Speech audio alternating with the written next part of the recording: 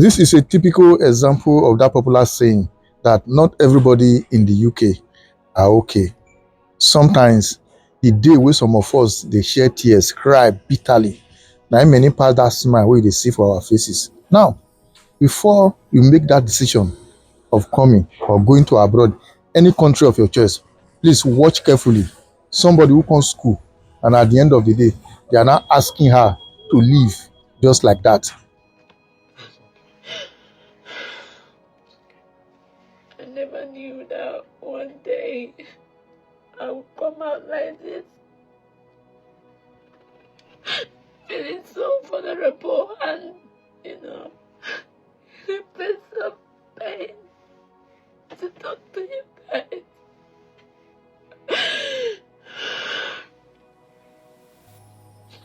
The journey of 3 years. The journey that I wanted to celebrate so much. The journey that everybody around me has wanted to celebrate. It's just I just ended on the way with no opportunity.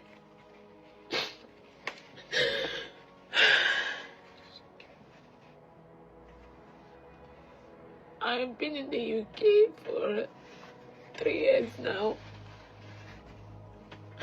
I came to the UK 2022 to complete my, get my BSc.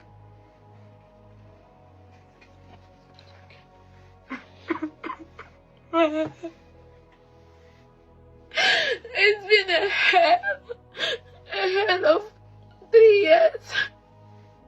I came in 2022 and 2023 my dad passed away.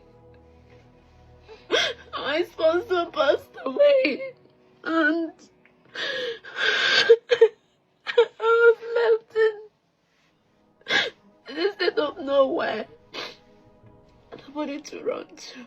It was hard. It was so hard to the extent that I had to feel the barrier of my dad. I had to feel the barrier of my dad on a video call. I was devastated. I was confused. I was in a state where I just feel like the world has come to an end. But I told myself, and my dad has always wanted me to be a graduate, and this is the dream he wanted for me. And I had to somehow, I had to graduate at least with first class to make him proud. That way, I won't feel much guilty of not being there when he died, or not being to his burial. I've been struggling.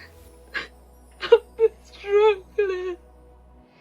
Anybody that has been in the UK will know it's not easy, especially when you are a student. You have to carry all the burdens. You have to carry everything. You have to pay for your school fees. You have to make living expenses. I'm not gonna lie. Sometimes I feel like the world coming to an end. But I held on. I held on so tight. I held on so tight.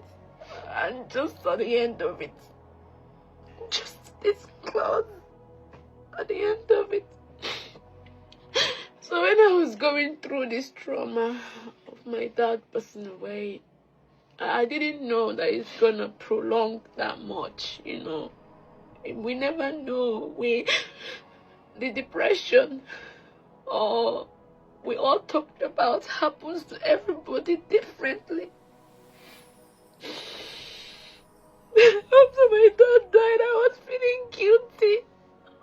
Maybe I was the reason why you passed away.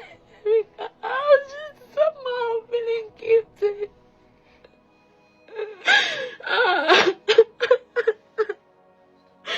And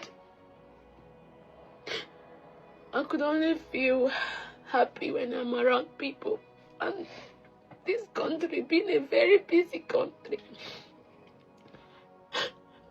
it was only at work. Because I had to work. Even if I'm passing through all this, I need to work. I still have to work to pay for my school fees. I have to work to make a living, even if I'm passing through all this. So I made a mistake. I made a mistake with... I overworked unknowingly. My employer messaged me last year, May, to say that the home office called them. And I gave them my reasons, and they submitted to the home office, and I thought everything was fine. I was scheduling my hours, I was doing it, I tried as much as possible to come out of the depression I was passing through, even if it was hard. Oh, my heart is aching, my heart is breaking into pieces.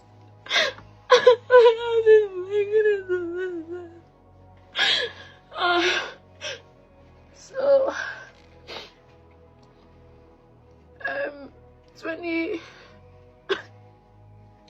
2025, the home office messaged me to say that I overworked my hours and I need to give my reasons. So I gave them the honest reasons why I made this mistake, because currently, in as much as I'm passing through all this, my progression results is good. I'm currently I'm in first class, and that was what my dad always wanted for me.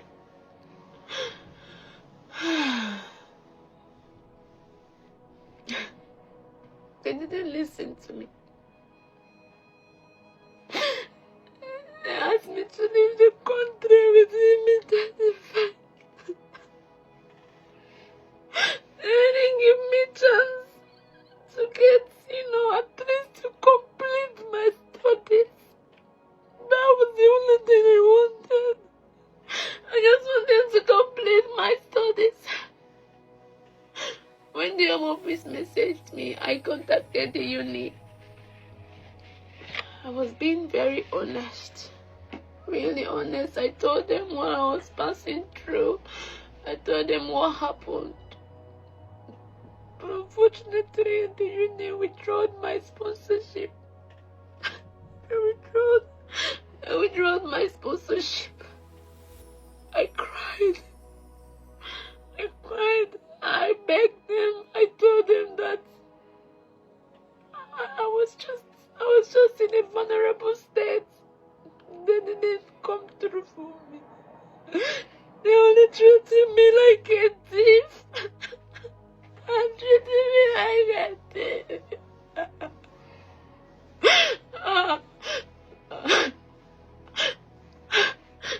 I've asked the uni if they would allow me, even if I go back to my country, to allow me finish my course online at least.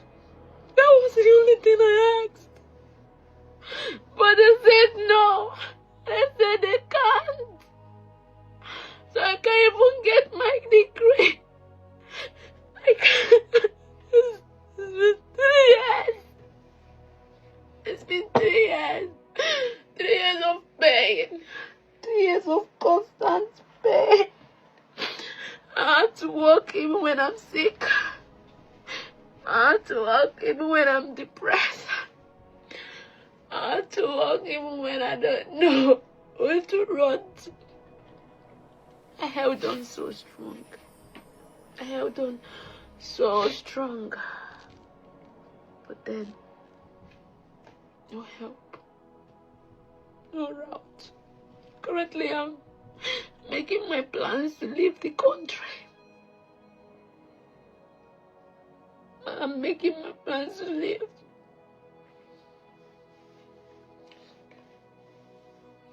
He asked me to live with him in any event. This is a country I've stayed for 3 years. I've established myself for 3 years. What am I going back to? I have nobody to go back to. I have nothing to go back to.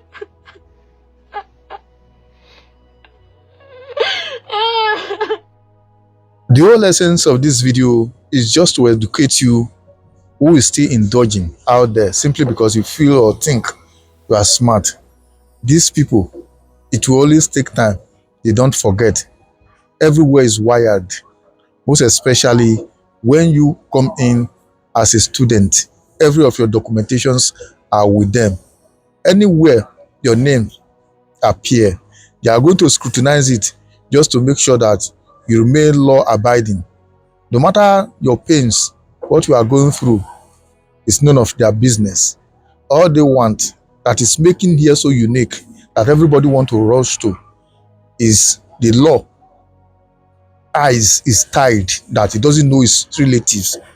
No matter the tears you are going to share, have it at the back of your mind. It will always take the grace of God for God to touch their heart, not by mere tears alone. So you that is still doing it, try as much as possible, stop it.